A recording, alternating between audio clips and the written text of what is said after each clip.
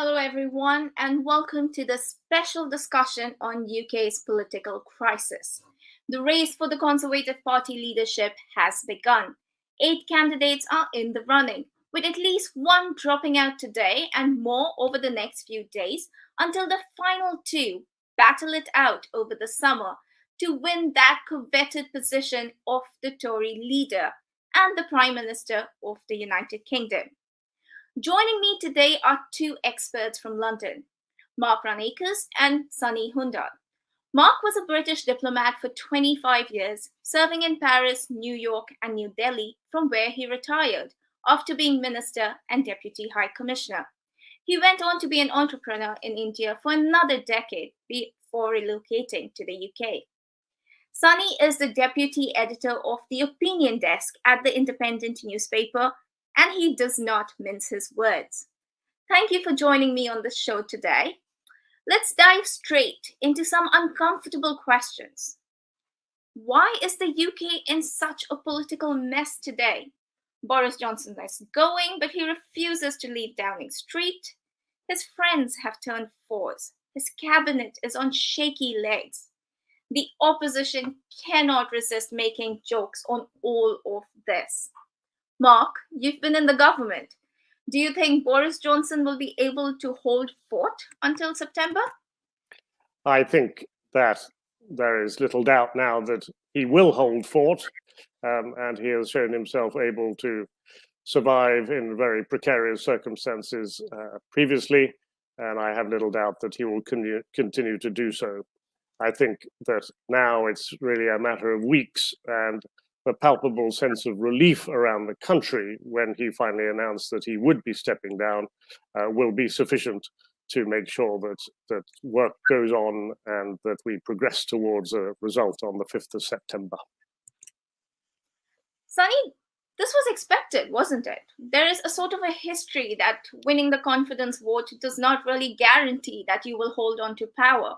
In fact, if you look at precedents, they show that it's often the beginning of the end.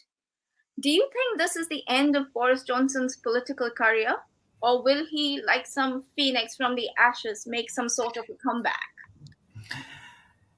Well, as a political career, yes, it's over. I don't think there's any hope for Boris Johnson to stay on. Not only as MP, but it's likely he will end up leaving his constituency in Uxbridge as well. So a lot of the stock in Boris Johnson was about the future, this idea that one day he could become prime minister and he could rule the country. And the fact that now he's no longer prime minister and actually seen as one of the most unpopular prime ministers in British history. There's a poll recently, he's seen very, very unpopular. Means that he will have limited appeal. It's unlikely he's going to get a lot of, he might do a speaking circuit and all the rest of it, but, with the unlikely chance that he's going to get some sort of a future role as a trade envoy or, running the United Nations or anything like that, I think it's unlikely that people are going to see much of a political future for him. But he does have a fan following. Nadeem Zahawi has promised him a cabinet position should he become the prime minister. Is that just to woo votes? Yeah. I think it's very unlikely that Boris Johnson is going to end up in anyone's cabinet. He's not only unpopular, he's seen as constantly lying, and dragging down the integrity of Westminster. If you put him in your cabinet, then basically you're saying, I'm just going to continue this shambles of a government that had been here beforehand.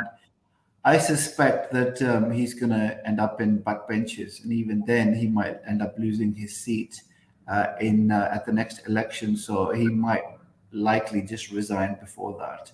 He does have a base. There's no doubt about that. There's a lot of people who credit him for pushing Brexit through, breaking the deadlock in Westminster over Brexit. But in Westminster, I don't think he's got much of a hope. Okay, Mark, if you've been hearing the hopefuls for the next Tory leader, they all have really nice words to say about Boris Johnson, although they make it a point to mention that their campaign will be based on truth. So are the lies coming to bite Boris Johnson now? Is that what has led to his downfall, and not so much his political maneuvering or his policies, but all the lies that have been accumulating over time? Has that what has pulled him down? I think it's very difficult to disentangle those two, Ruhi. The fact of the matter is that he was elected as a known liar, and people were therefore not entirely surprised when he brought those to Downing Street. It was when they really began becoming the basis of a really incoherent and a very fragile government, which, rather than being able to focus on the central objectives which the Conservative Party had in this difficult period, they were a constant distraction. And although the other candidates have got nice things to say about him, I'm inclined to agree with Sunny that that is because there is a Boris Johnson fan base out there in the Conservative Party membership, but not so much in Westminster, where I think even within his own party, he was tolerated for a long, long time, rather than actively supported by the majority, even of his own MPs. And absolutely, let's talk about the Tory party. We have 8 Tory MPs standing to be the next Prime Minister, and there's a really good mix among them. Equal number of men, equal number of women. 50% of the candidates actually come from Black and ethnic minority backgrounds. Is this progress? Is the British political landscape changing, and changing for the better? Do you think this is the time to make way for a non-white to be the Prime Minister of this country? Mark? I personally think it is indeed just that. I think that it's come faster than one would have expected. But I think there's absolutely no doubt in seeing that the field of candidates that has emerged in this election, that the political ambition and the generally very broad acceptance of the presence of powerful representatives of ethnic minorities in the political scene means that the time is right. I really have been kind of depressed to see some of the coverage of this election campaign already focusing on the racist elements. Obviously, in any political campaign, or indeed any government, there is going to be an extreme wing which is going to have racist elements or is going to be uncomfortable with ethnic minorities. But I think the overwhelming majority of people, and I suspect, I can't speak for them, but I suspect even within the Conservative Party, will be looking at who can do the best job, who can win an election, rather than at what kind of ethnic background people come from. Well, and if you look at the videos or the speeches that some of these ethnic minority candidates have made, they are playing up their ethnicity as well. We saw that really incredible video by Rishi Sunak where he wants to talk about his story.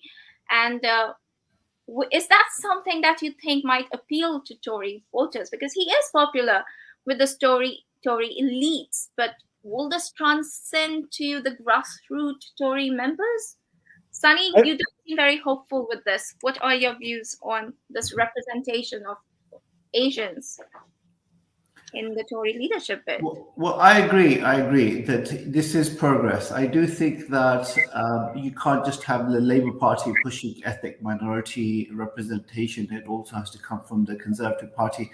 They have a different way of doing things and a different way of looking at things, but that's fine.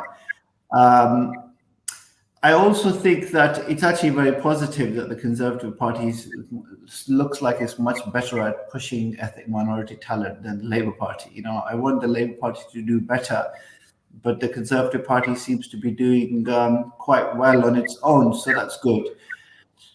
Is Rishi Sunak going to win? It's a difficult one. I mean, all the polls show that actually he's not as popular with Conservative Party members as much as he is with the elites, like you said, Ruhi.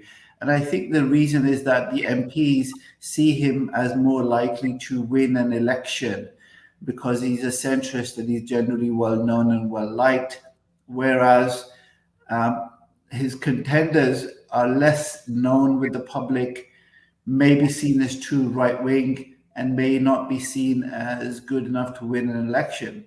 And I think that both him, even Sajid Javid, even Nadeem Zahawi, who's of Iraqi background, have used or certainly focused on their background in their pitches. And I think that's important because they're not saying, vote for me because I'm an ethnic minority. What they're saying is, vote for me because I see the opportunity that this country has given my family, and I think that makes me more patriotic. And it's a different argument to what Labour Party people might say, but I think it's still a good argument. You want people to recognize that they are from a different background, but that informs their worldview and that informs their perspectives. And so I think Rishi Sunak is certainly in the top tier. I don't think he's going to win, but I think this is good progress for the Conservative Party. Yeah, absolutely. Lots of Indians, both here in the UK and India, have their eye on Rishi Sunak. Well, not just Rishi. You also have to remember the Suella Braverman is half Indian. Her mother is from India. So there's not just Rishi who's, from that background. Sunny, I'm sure you'll agree with me that a lot of Indians, both here in the UK and in India and other parts of the world, are only just discovering her. She has been an unknown figure for a very, very long time, a controversial figure to many in the UK because of her policies, her far-right policies in terms of immigration and law. But people are just discovering that Suella Braverman has an Indian origin story attached to that. And I think that is also getting her some of those eyeballs in India. But will she make it far? What do you think? It's a tough one. I think that she is clearly fishing for votes on the right of the Conservative Party with her comments on Brexit, her comments on cultural issues, her comments on welfare and cutting taxes, etc., etc. And I think that's what MPs will be wary of because they want to carry on winning elections. And I don't think that they will see Suella Braverman as necessarily winning an election. So initially I was more upbeat on her chances, but since then I think she, instead of being centrist, has decided that she was going to be the right-wing candidate and gone down that road.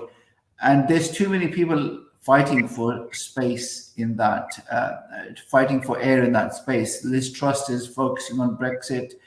Kemi Badenoch is also doing the same, fighting on the right. So in effect, you are going to be deprived of votes to go into the final sort of two if you don't have enough people from your side. So it might be Rishi Sunak from the center and someone from the right. And I don't think that's going to be Suella. Yeah, and you're absolutely right. The space of the right is getting crowded, which was probably one of the reasons Priti Patel did not put her name down for this contest. Mark, what are your views on Priti not doing this time, but probably wanting to do it in the next bid? I have little doubt that Priti Patel has not abandoned her ambitions politically, and the space on the right is very crowded.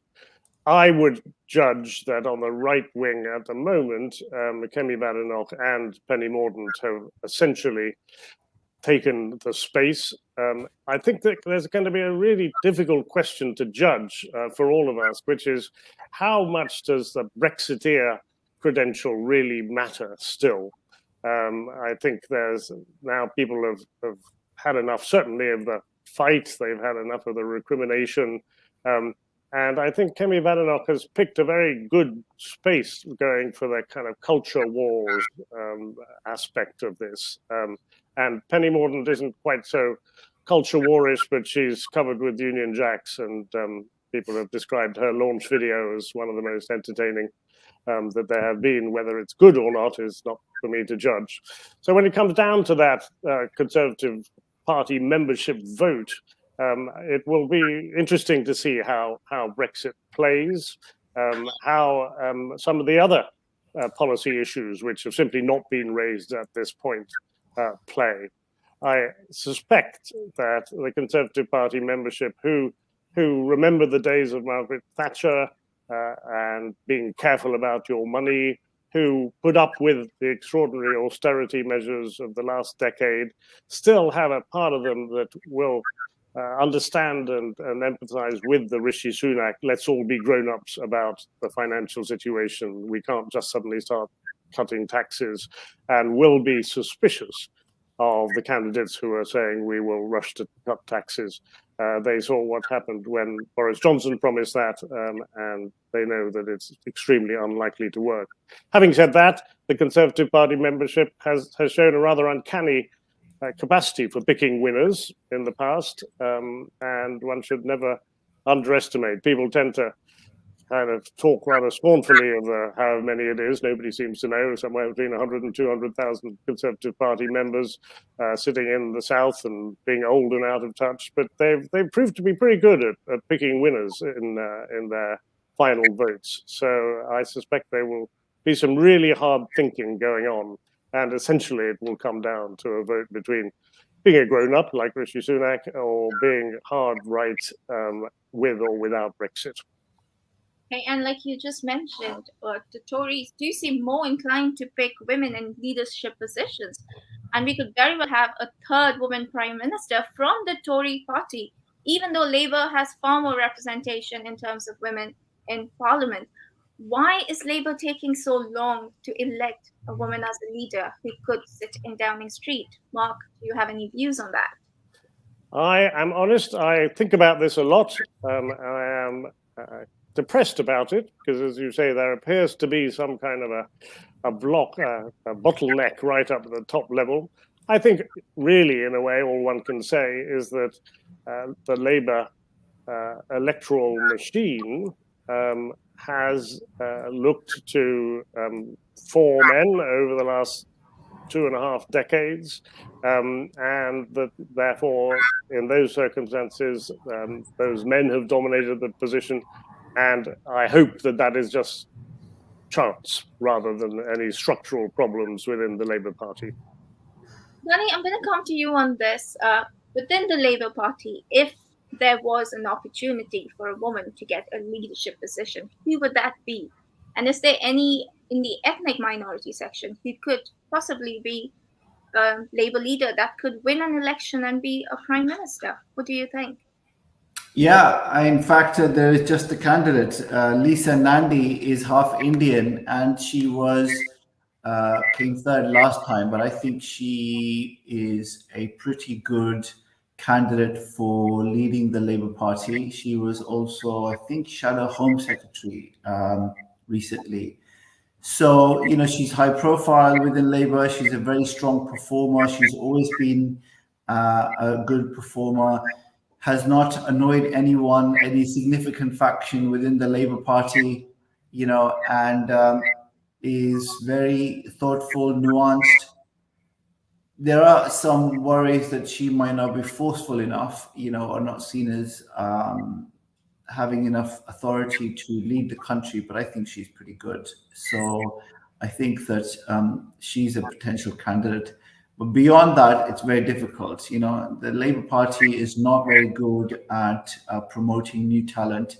It's the same old people over and over again. And they certainly have not done so very well in promoting ethnic minority talent either, or at least getting a wider pool of people elected. And so it's basically sort of running behind the Conservative Party now in promoting ethnic minorities. And Sunny, Labour just called for a no confidence vote in the government and the Prime Minister. Do you know what they are playing at? Well, okay, so the aim of the Labour Party no confidence vote was to force Boris Johnson to leave immediately and almost call for an election. They want an election right now because the Conservative Party is really down in public opinion and the Labour Party is riding high in public opinion. So having an election now would be fantastic for the Labour Party. So they wanted to force a no confidence vote and for Boris Johnson to lose it so that they could get an election. And the Conservatives clearly don't want that. So what they are trying to do is they block the Labour no confidence vote. And then because they were accused of trying to stitch up Parliament, because you're not meant to block no confidence votes, that's quite unprecedented. They said now that they are going to have their own no confidence vote in a very narrow sort of a way. And the way they're doing that is to make sure that they win that vote of no confidence, and then there is no election. So there will be a vote of no confidence. It's likely the Conservatives will win it, so they don't have an election. But basically, the aim of the Labour Party was to force an election, but it doesn't look like they will be successful in that endeavour. Mark, do you think Labour has a chance to win the next election? I have no doubt that Labour has a chance to win the next election. There is, as always in a parliamentary democracy, a bit of a when people come to the second decade of power, then there tends to be a majority of the country against them, and I don't think there's any opinion poll over the last 6 months that has given the Conservatives anything other than a minority in the popular vote. If you put together Labour and Liberals, not to mention the SNP, then there's a massive majority against the Conservatives. The key question will obviously be, are those three major parties able to come up with some kind of agreement? All the sounds at the moment are that they are doing that and are looking for some kind of a tacit understanding, if not an explicit one, which doesn't bode well for whatever Conservative Prime Minister comes in. And we've got to remember that on the whole, Prime Ministers who come to power not through a general election do like to get their own mandate before too long. They feel uncomfortable, rightly, at running a country which has not personally given them the mandate, because although it's not a presidential system, obviously the leader of the winning party is a figure of enormous importance in any election campaign. So the pressure will be on the new Conservative Prime Minister to have an election sooner rather than later. As Sunny says, there is no interest in the Conservative Party at having an election anytime soon. But if an opportunity does present itself, then something turns right for the Conservative government in the midst of all this gloom, then a Prime Minister might be tempted to go for an early election. But there's no question that it's going to be a really uphill battle for any Conservative government to get re-elected, I think, after what we've been through over the last 2, 3, 4, even, let's say it's 5 years since the Brexit referendum. Yeah, and you rightly mentioned this is going to be an uphill battle. So let's just move back to the contenders for this position to lead the Tory party into the next election. Sunny, who do you think would be the 4 which would drop out soon? Well, I think that Nadhim Zahawi is unlikely to go very far. I also think Suella Braverman is unlikely to go very far. I mean, basically, Penny Mordaunt and Rishi Sunak are at the top. And they are right now ahead of in terms of the membership. They're very popular, and in terms of MPs, they're very popular. So Rishi Sunak has most MPs. Penny Mordaunt is winning amongst the members, which leaves the space for Liz Truss, Nadhim Zahawi, Suella Braverman, and who's the 4th one now? Tom Tugendhat, Jeremy Hunt. Yeah, exactly. Tom Tugendhat. And Tom also was, I thought, initially a strong candidate, certainly in terms of having, an army background, being very not associated with Boris Johnson's administration, etc., being a strong candidate. But he didn't really make much of a splash, in terms of when his launch happened. It just sounded very boring and dull, to be honest. And I don't think that many members were persuaded by him. So I think Kemi Badenoch has a good chance.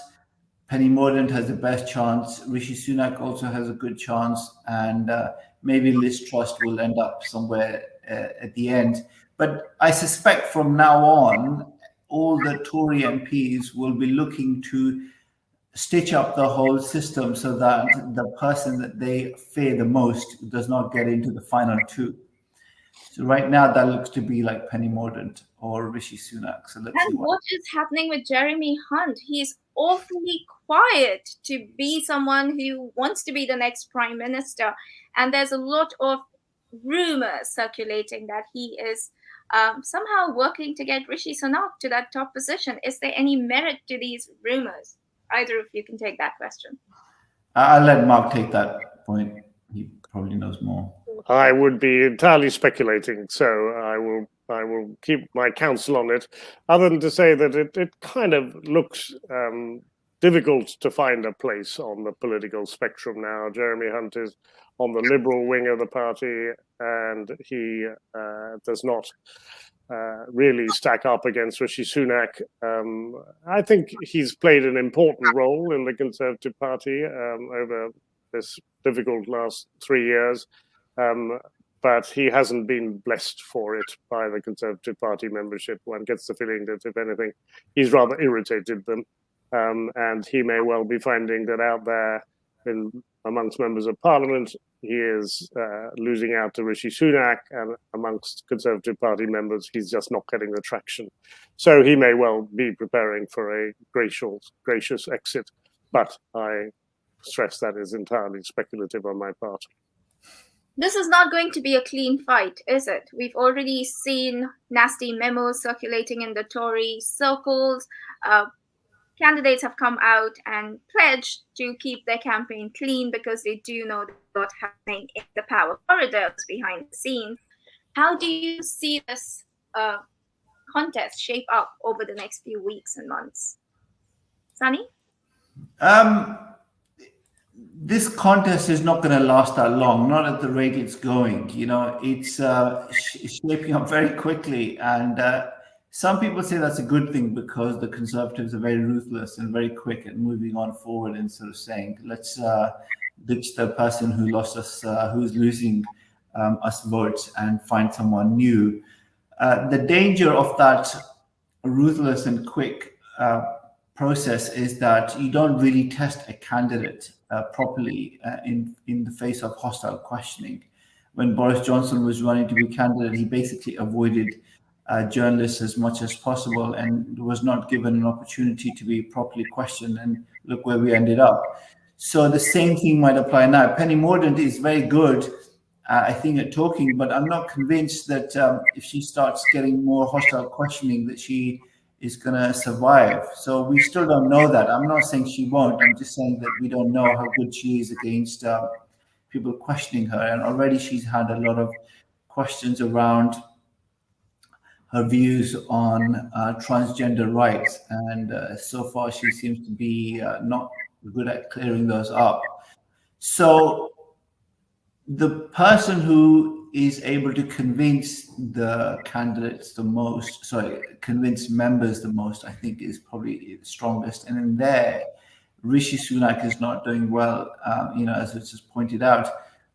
Kemi Badenoch, I think, might actually do a good job there because she's very clear in where she stands. She's very good at riling people up, getting them interested in culture war issues.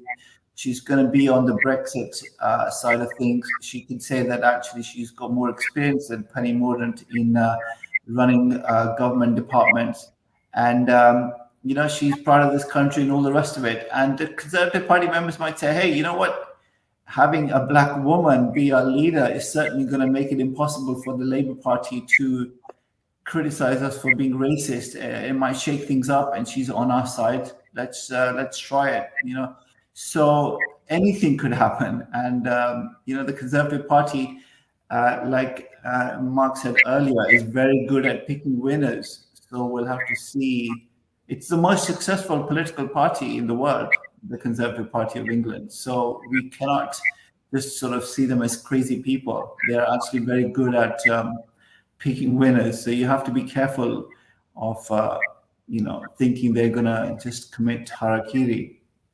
Yeah, and there is a sort of a rush to talk and reiterate that the candidates are following on the footsteps of Thatcher. They all have come out at some point and said that they do want to bring in the policies that Thatcher did. They do want to emulate Churchill in some form. So it does seem to be a rush to declare their true blue credentials as they move forward.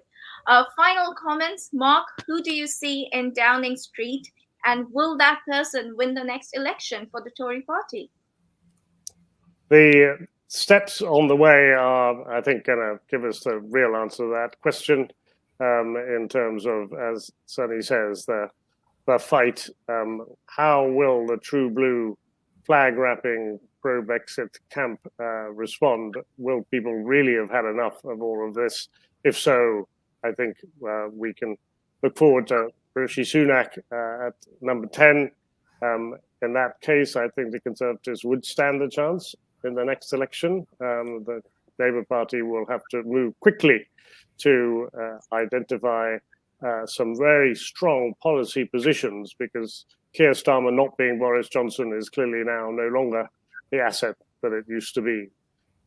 If the true blue flag-wrapping pro-Brexit camp win, then we will have a real continued battle for the soul of this country through to the next election. And I think that at that point, the Labour Party are more likely to prevail. But it's all up for grabs at the moment, Ruhi. And Sunny, this was a question I asked Rishi Sunak just a couple of days before he resigned. And I'm going to ask you this as well. Will the UK see its first Indian origin Prime Minister soon? And will this be Rishi Sunak? Whether it's Rishi Sunak is still up for debate. I don't think he is as strong as everyone thinks he is, because he's actually does terrible under tough questioning, and he was popular because he decided to spend billions of pounds during the pandemic, and everyone likes free money, and everyone likes the person who's giving them free money. So, but eventually Rishi Sunak will have to come down back to earth. And I don't think that he's going to go further than being Chancellor.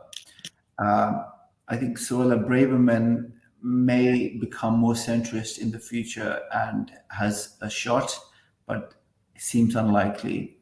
So, we might have to wait for another generation. But the fact that you had a brown, a British Indian Chancellor of the Exchequer, a British Iraqi Chancellor of the Exchequer, a British Indian Home Secretary, a British Pakistani Chancellor of the Exchequer, and then a Health Secretary, I think shows that Britain is comfortable with ethnic diversity and becoming more so, and that, people of ethnic minority backgrounds have an opportunity to succeed in this country, perhaps far more than any other country on earth.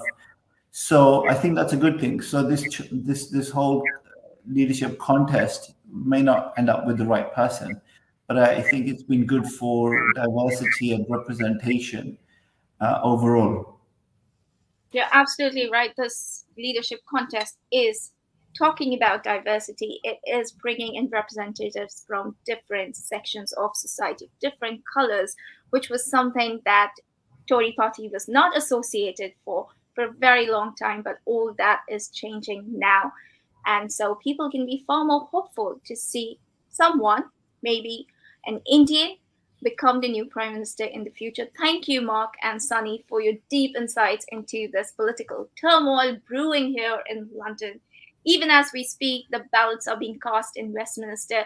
Each candidate now needs to secure 30 votes to move on, then 40, and then the number gets higher and the contest gets narrower. Who will sit in Downing Street will be decided in September. Meanwhile, each candidate has to not just view or voters, they have to test their mettle against the dirty politics that play out in the corridors of power. It is a long way to victory, and only the fittest will survive. I'm Ruhi Khan. Thank you for watching the show. Goodbye. It's great to see you here. Thank you for watching our work. If you haven't subscribed yet, don't forget to click the bell icon and subscribe to Mojo Story and support independent, robust journalism.